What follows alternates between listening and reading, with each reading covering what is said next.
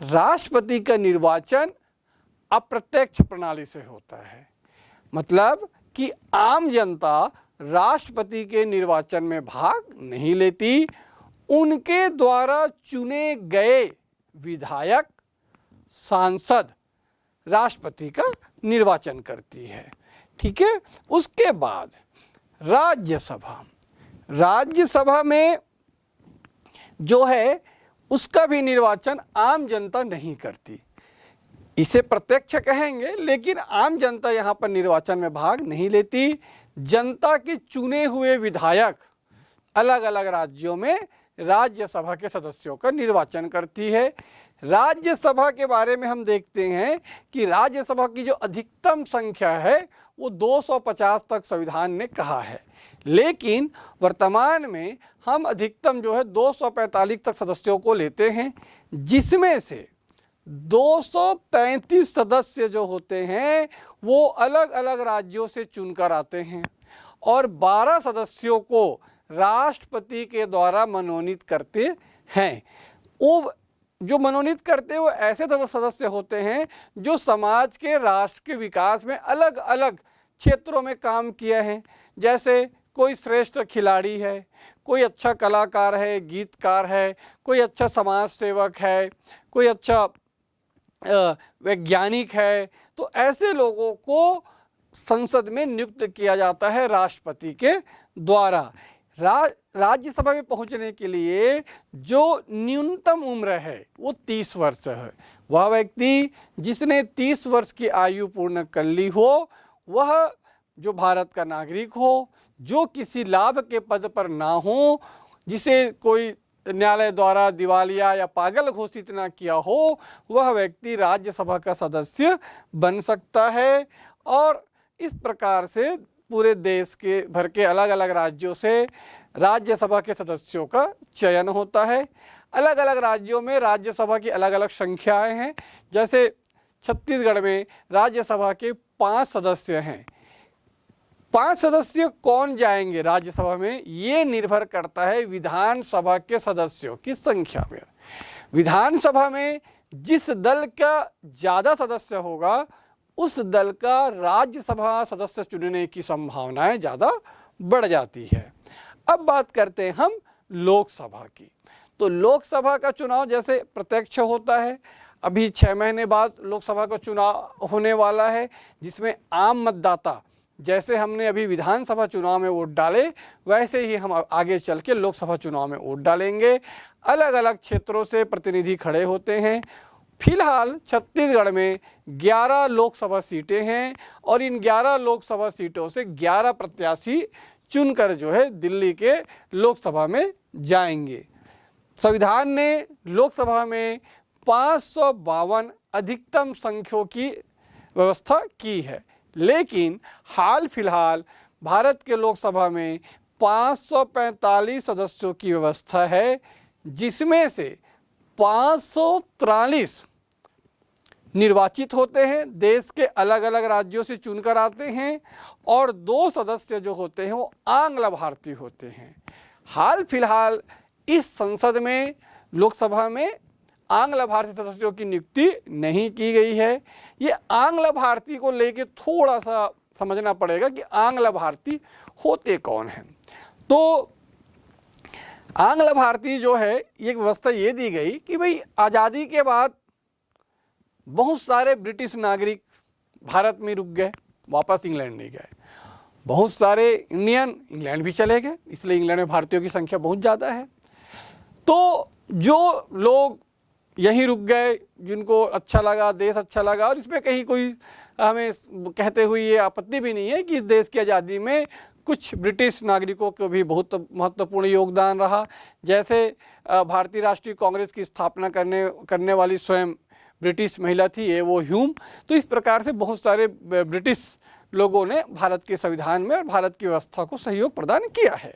तो ऐसे लोग जो रुक गए, तो इनको प्रतिनिधित्व देने की बात आई, तो एक व्यवस्था की गई कि राष्ट्रपति के द्वारा 2 आंग्ल इंडियन मतलब जिनका भारत और आंग्ल मतलब ब्रिटिश से संबंध हो, ऐसे नागरिकों को एक 2 सीटें इनके लिए आरक्षित की गई और धीरे धीरे इनकी संख्या कम हो गई। उस समय इसलिए रखा गया था कि भाई अगर कोई ब्रिटिश है और वो मान लो ब्रिटिश पुरुष है, वो इंडियन महिला से विवाह कर लेता है, वो भारत में बस गया, या भारतीय पुरुष है, ब्रिटिश महिला है, वो भी विवाह के बाद यहीं रह गए, उनका परिवार है, ऐसे लोगों को आंग्ल भारतीय कहा गया और ऐसे लोगों को वहाँ स्थान दिया गया।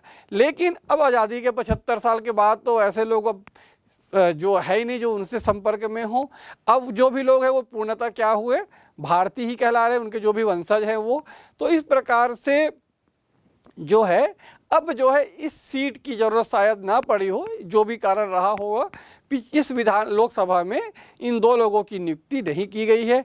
इसी प्रकार से पिछली विधानसभा में भी छत्तीसगढ़ में आंग्ल भारतीय की नियुक्ति नहीं की गई थी। तो इस प्रकार से दोनों सदनों की संगठन व्यवस्था की जाती है।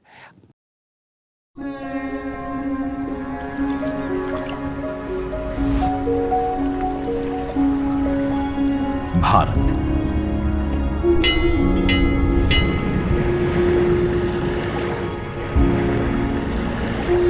विविधता का दर्पण,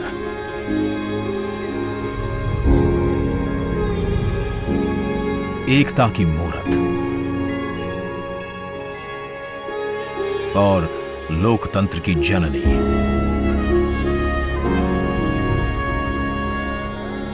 यहां गणतांत्रिक व्यवस्थाओं के उदाहरण हैं वेदों में,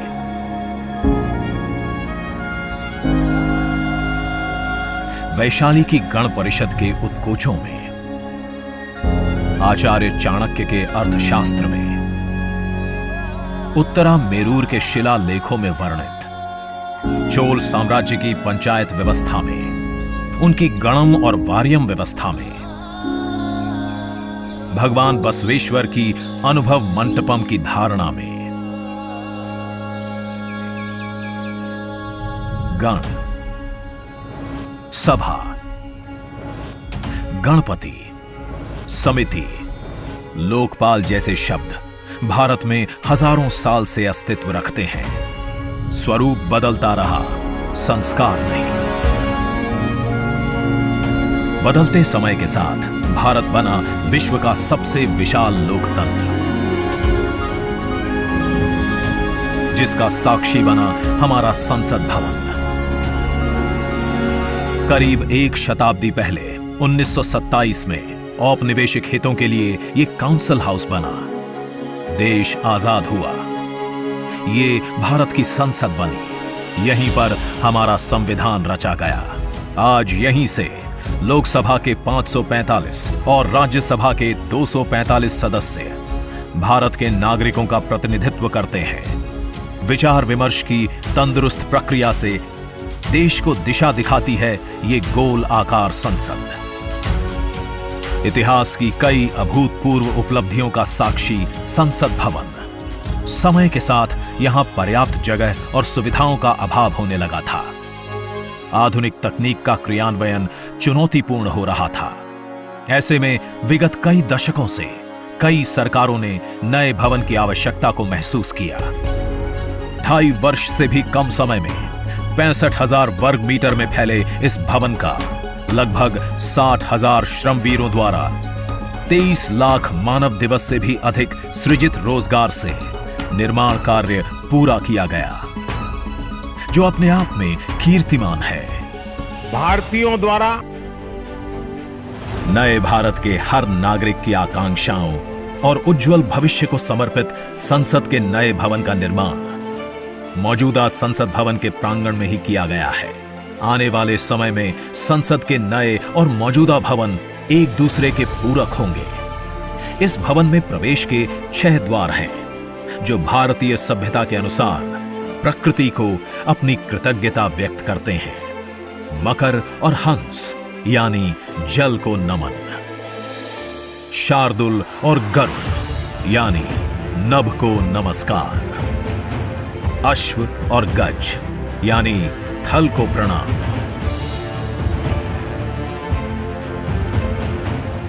संसद के नए भवन का नया विराट लोकसभा कक्ष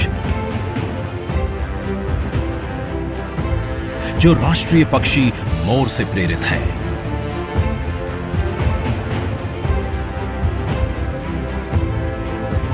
इसका आकार मौजूदा लोकसभा से लगभग 2 गुना बड़ा है।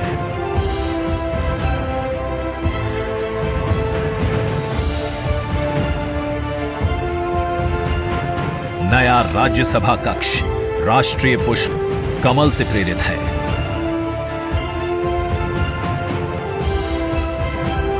जिसका आकार भी मौजूदा राज्यसभा कक्ष से लगभग 1.5 गुना बड़ा है। ये भवन देश की जनता को समर्पित है। इसलिए लोकसभा और राज्यसभा में जनता के स्वागत के लिए विशाल दर्शक दीर्घा का निर्माण किया गया है। अत्याधुनिक डिजिटल उपकरण दोनों सदनों की सुविधाओं को नया आयाम देते हैं। यहां सदन की कार्यवाही को विभिन्न भाषाओं में सुना और पढ़ा जा सकता है। सदस्यों के लिए बायोमेट्रिक की सुविधा है।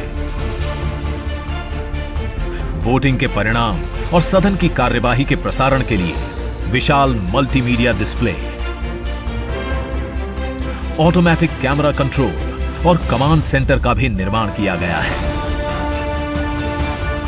ये नया स्मार्ट भवन पूरी तरह से पेपरलेस है। इस भवन के एक भाग में लोकसभा है, दूसरे में राज्यसभा। और इस भवन का केंद्र समर्पित है हर भारतीय को, जिनके लिए सेंट्रल फॉयर में बना है संविधान कक्ष, जहां वे भारत में लोकतंत्र के अतीत से वर्तमान की यात्रा का अनुभव कर सकते हैं। यहीं भारत के संविधान की डिजिटल प्रतिरूपी भी रखी गई है।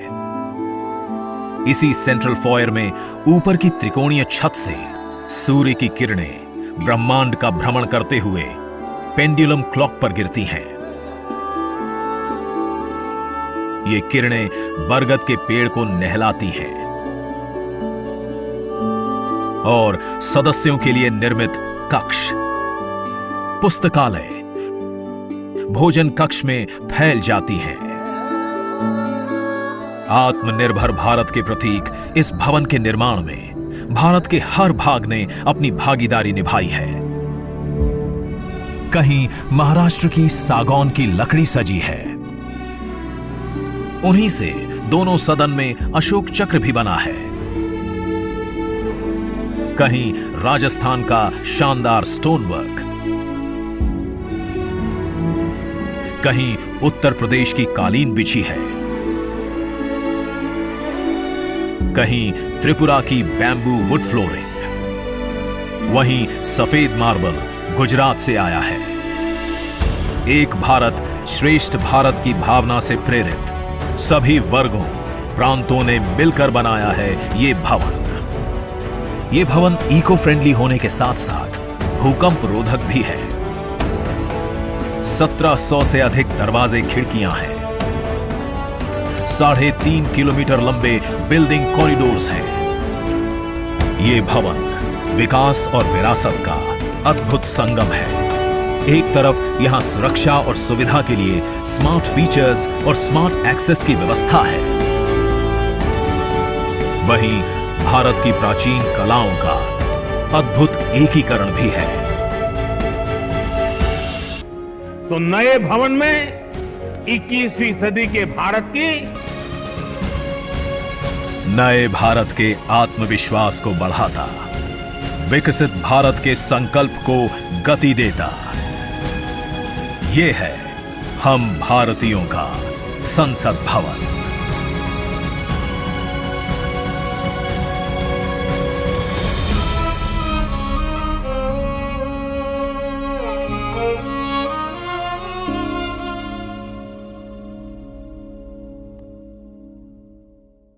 अब देखते हैं इनका कार्यकाल।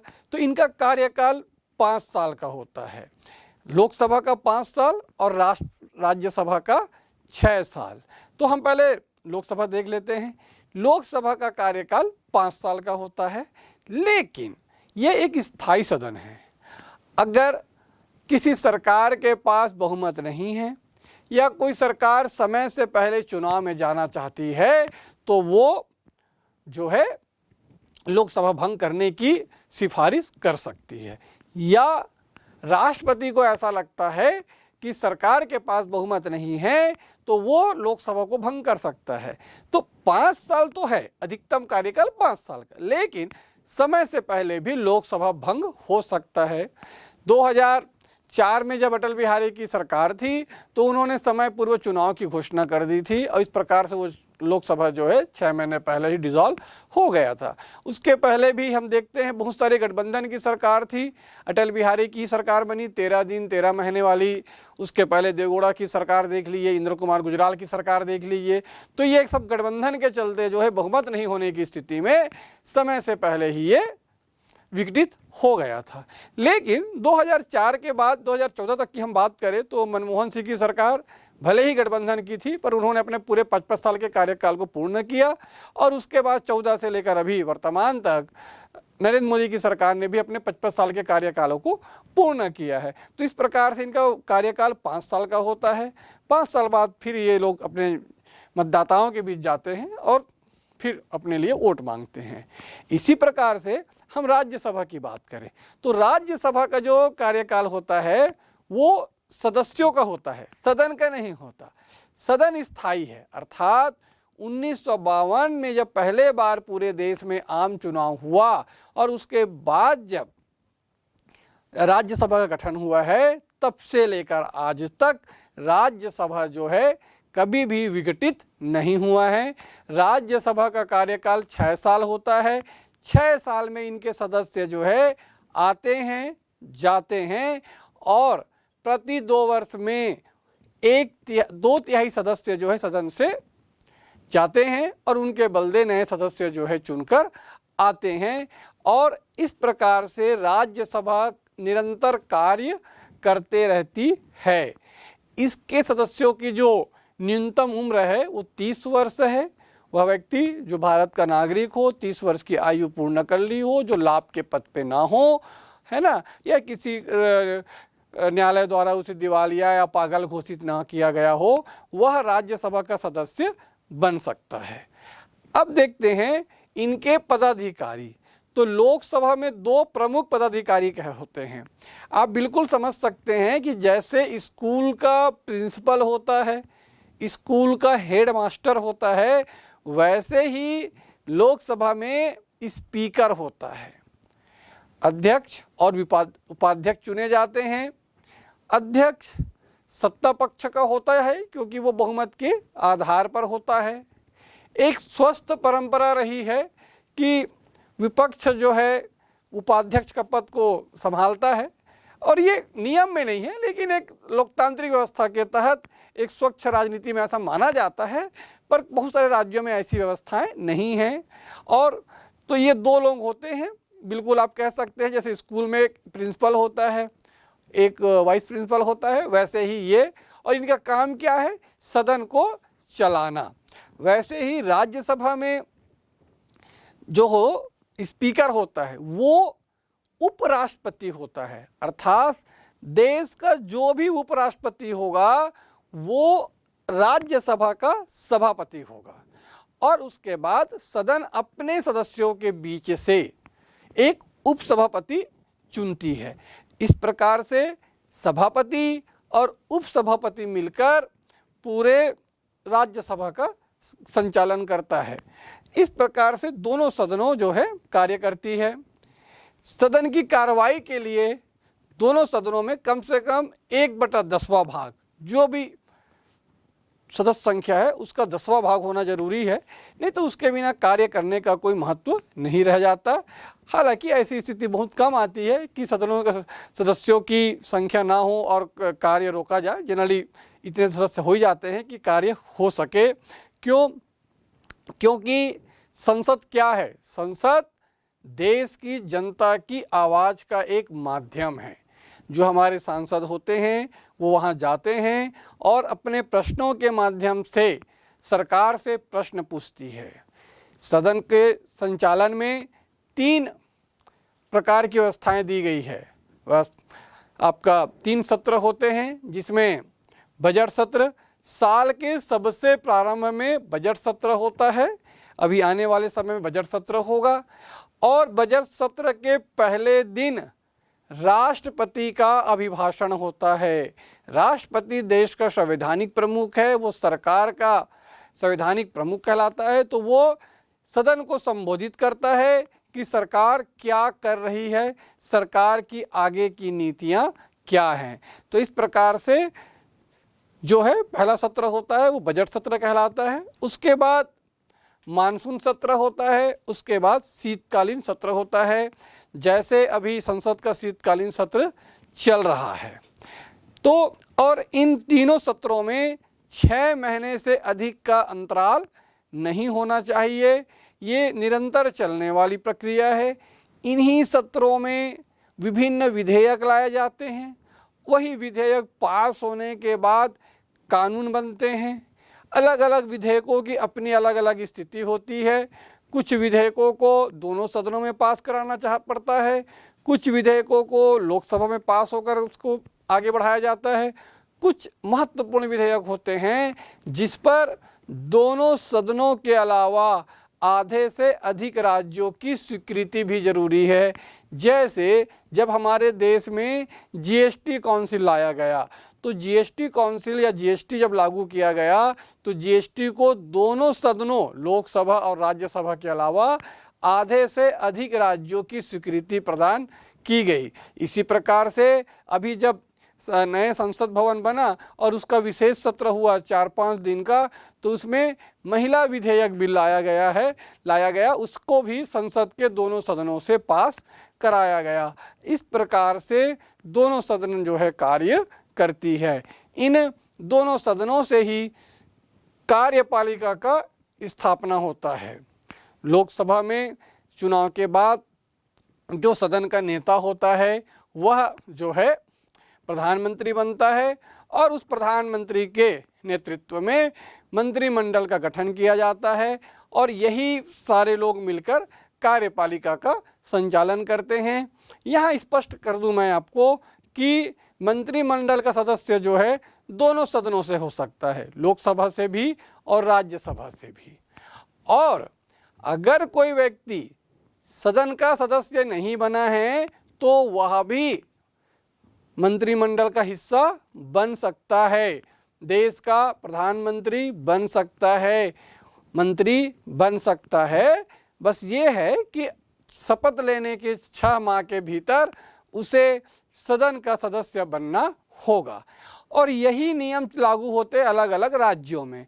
एक उदाहरण, जैसे हम छत्तीसगढ़ की बात करें तो छत्तीसगढ़ में जब 2003 में चुनाव हुए तो उस समय डॉक्टर रमन सिंह विधानसभा सदस्य नहीं थे, वो मुख्यमंत्री बन गए, लेकिन बाद में उन्होंने उपचुनाव जीता और वो 6 महीने के भीतर सदन के मेंबर बने। इसी प्रकार से जब छत्तीसगढ़ के प्रथम मुख्यमंत्री बने जी जोगी जी, तो वो भी विधानसभा के सदस्य नहीं थे, बाद में उन्होंने भी उपचुनाव लड़ा और सदन के मेंबर बने।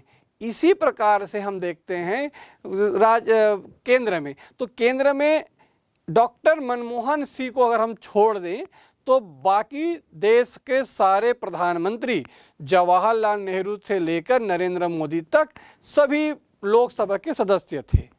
मनमोहन सिंह चूंकि राज्यसभा के सदस्य थे तो वो सदन के नेता नहीं थे। ध्यान रखेंगे, सदन का नेता वही होगा जो उस सदन का मेंबर होगा। तो ये 10 साल जो 14 से लेकर 2004 से लेकर 14 तक जो सरकार बनी मनमोहन सिंह की, तो उसमें मनमोहन सिंह प्रधानमंत्री थे, पर वो लोकसभा के सदन के नेता नहीं थे, वो राज्यसभा के लीडर थे, और इस प्रकार से वो प्रधानमंत्री के रूप में काम किए, और उसके साथ पूरे कैबिनेट था, और कैबिनेट के माध्यम से सरकारें काम करती है। ये जो मंत्रिमंडल होता है वो संसद के प्रति जवाबदेह होता है। संसद के प्रति जवाबदेह का तात्पर्य है कि संसद में सदस्यों के द्वारा पूछने वाले प्रत्येक प्रश्न का जवाब देना, उनके समस्याओं का निराकरण करना कैबिनेट का या मंत्रिमंडल की जिम्मेदारी होती है। ये मंत्रिमंडल का भी एक कितना होगा इसके लिए निर्धारित किया गया है। 2003 के पहले ऐसी कोई संख्या निर्धारित नहीं थी, पर अटल बिहारी की सरकार ने 2003 में संविधान में संशोधन करते हुए स्पष्ट किया कि सदन का 15%, जो भी सदन है उसका 15% जो सदस्य जो है मंत्रिमंडल का हिस्सा बन सकते हैं। इस तरह से हम देखते हैं कि जैसे दिल्ली की बात करें, केंद्र की बात करें, तो वहाँ 80-82 से अधिक मंत्री नहीं बन सकते। उसी प्रकार से हम छत्तीसगढ़ में बात करें तो छत्तीसगढ़ में मंत्रिमंडल की संख्या जो है 14 के आसपास होती है, और 2003 के पहले ये व्यवस्था नहीं थी। तो हम देखते हैं योगी शासन काल में ही लगभग 25 से अधिक मंत्री बन चुके हैं। तो इस प्रकार से इसको नियंत्रित किया गया, कानून लाया गया कि भाई जो भी हाउस है उस हाउस का 15% जो है कैबिनेट के हिस्से में जा सकते हैं।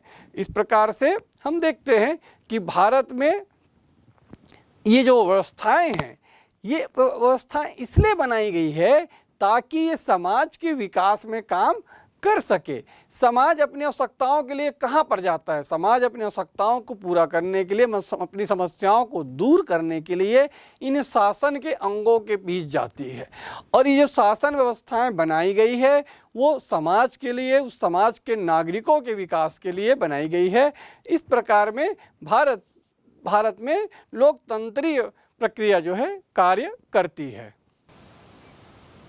तो इस प्रकार से संसद का गठन होता है और उसी संसद से सरकारें बनती है। संसद के कुछ महत्वपूर्ण कार्य होते हैं। तो भारतीय संसद के जो महत्वपूर्ण कार्य है उसमें सबसे पहला काम है विधायी कार्य। विधायी कार्य अर्थात कानून बनाना। कानून बनाना संसद का सबसे महत्वपूर्ण कार्य है। देश में जितने भी कानून बने हैं वो जब देश का संविधान बना तब उसको बनाया गया था। उसके बाद संविधान के बाद कहते हैं ना, भारत के संविधान के स्रोत में यह भी एक महत्वपूर्ण तत्व है, संवैधानिक परिवर्तन। आज़ादी के 75 साल बाद हम समय समय पर विभिन्न परिवर्तन करके हमारे संविधान को और अधिक मजबूत बनाए हैं। तो ये जो संविधान में संशोधन है या जो नए कानून बनते हैं, यही कहलाता है संसद का विधायी कार्य। संसद के सदनों में बहुमत के आधार पर लंबी चर्चा के बाद उसे पास कराया जाता है और उसके बाद राष्ट्रपति के दस्तखत के बाद, स्वीकृति के बाद जो विधेयक होता है वो कानून का रूप धारण कर लेता है। इस प्रकार से संसद का जो सबसे महत्वपूर्ण और जो पहला कार्य है वह है कानून बनाना। जैसे हमने देखा कि धारा 370 हटाया गया, या अभी नारी वंदन अधिनियम लाया गया, या जीएसटी बिल पास किया गया, या एक देखते हैं कि मतदाताओं की जो उम्र थी वो पहले 21 वर्ष थी, लेकिन बाद में इसको संशोधन करके 18 कर दिया गया। तो इस प्रकार से जो है कानून बनाने का कार्य जो करती है वह संसद करती है। इसी प्रकार से कार्यपालिका संसद का ही अंग होता है। चुनाव के बाद बहुमत दल का नेता राष्ट्रपति के पास जाता है, अपनी बहुमत सिद्ध करता है, बताता है भाई हमारे पास बहुमत है, और उन्हें सरकार बनाने की अनुमति प्रदान की जाए। इस प्रकार से उस बहुमत दल के नेता को राष्ट्रपति जो है प्रधानमंत्री मनोनीत करता है और बाकी मंत्रिमंडल का चयन किया जाता है, और इस प्रकार से कार्यपालिका का गठन होता है। ये कार्यपालिका संसद में कार्य करती है और संसद के जो सदस्य होते हैं कार्यपालिका के माध्यम से अपनी बातों को जान सकती है, अपनी बातों को रख सकती है। उनके क्षेत्रों में जो विकास कार्य हो रहे हैं या नहीं हो रहे हैं, या जो भविष्य की संभावना है, इस पर वो कार्यपालिका से सवाल जवाब करती है। तो इस प्रकार से प्रधानमंत्री के नेतृत्व में उसका मंत्रिमंडल जो है कार्यपालिका के रूप में कार्य करती है और इसका जो संवैधानिक प्रमुख होता है वो राष्ट्रपति होता है। इस प्रकार आगे देखते हैं वित्तीय कार्य। आपने बजट के बारे में सुना होगा, चाहे वो राज्य का बजट हो चाहे वो केंद्र का बजट हो। जब सरकारें बजट पेश करती है तो वो सदन में बजट पेश करती है। अलग अलग विभागों के वित्तीय लेखा जोखा वहाँ पर रखा जाता है कि आगामी वित्तीय वर्ष में पूरे देश के आय के स्रोत क्या क्या हैं, कितना आय होगा और वो जो आय होगा उसको किन किन मदों में खर्च किया जाएगा। इस प्रकार से वित्तीय स्रोत के माध्यम से जो है बजट का निर्धारण किया जाता है। यह एक लंबी प्रक्रिया है। इस बजट पर दोनों सदनों में चर्चाएं होती हैं और अंत में जब बजट पास होता है तो उस वर्ष के लिए उस बजट को